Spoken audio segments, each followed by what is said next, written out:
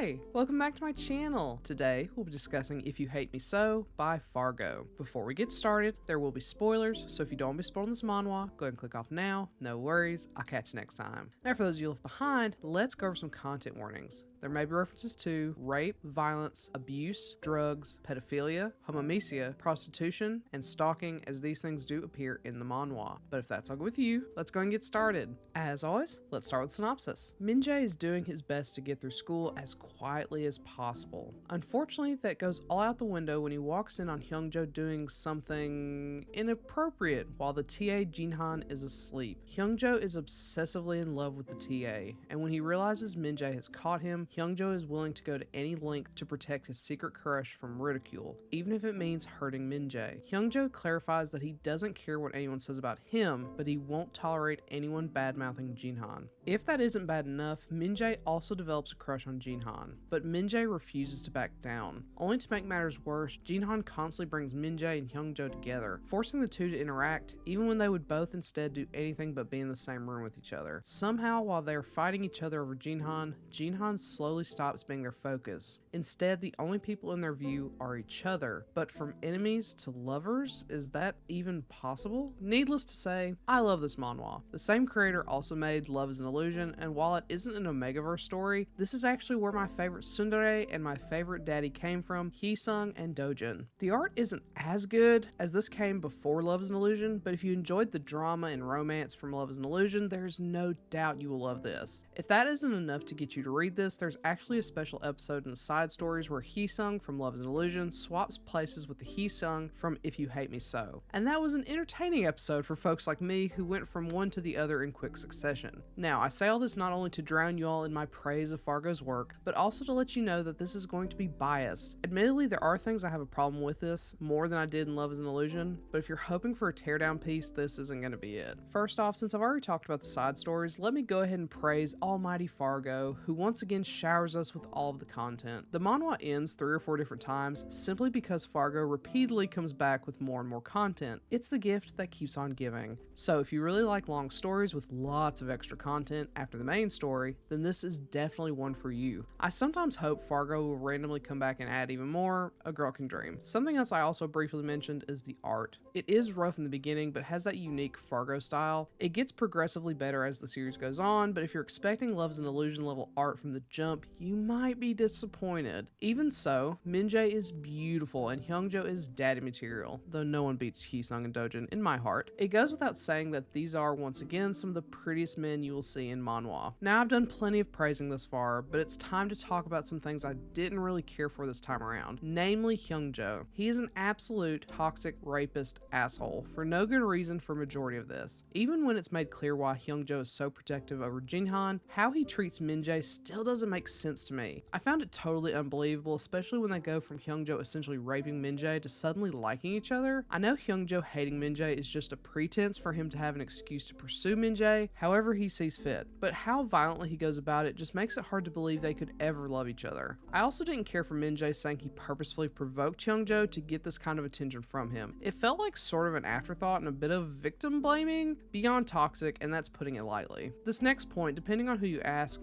could be something either positive or negative, and that's the length of the main story. The main story is relatively short when you compare it to the length of the side stories. I personally loved the side stories, and I don't think I would have enjoyed this work as much if the side stories had not been there. Admittedly, because we wouldn't have the lovely character development of Jinhan, and because we wouldn't have Dojin and Hee-sung, but the side stories are what build out Hyungjo and Min-jae's relationship and the world around them. It humanized Ki-sun when he made almost no sense as a villain in the main story, and we also get to see the gradual development of the art style, which I love. All the characters become much more grounded and realistic, whereas in the main story they might have been too superficial. Ultimately, if you want to read just the main story and be satisfied, I'm not sure you really would. The side stories really make this what it is. With all that being said, like I said from the beginning, I'm heavily biased since Fargo is one of my favorite creators of all time. I enjoyed this, but I feel this probably wouldn't meet everyone's taste. Furthermore, the subject matter is pretty heavy with a pretty toxic relationship as its focus, so I'm not sure that I could readily recommend this to most people. However, if you're a fan of Fargo's work and you don't mind the heavy subject matter, I have to say this is probably worth a read. So, have you read If You Hate Me So? If so, what do you think? Do you agree with my assessment? Do you not? Let me know in comment below. Otherwise, I'll catch you next time. Bye!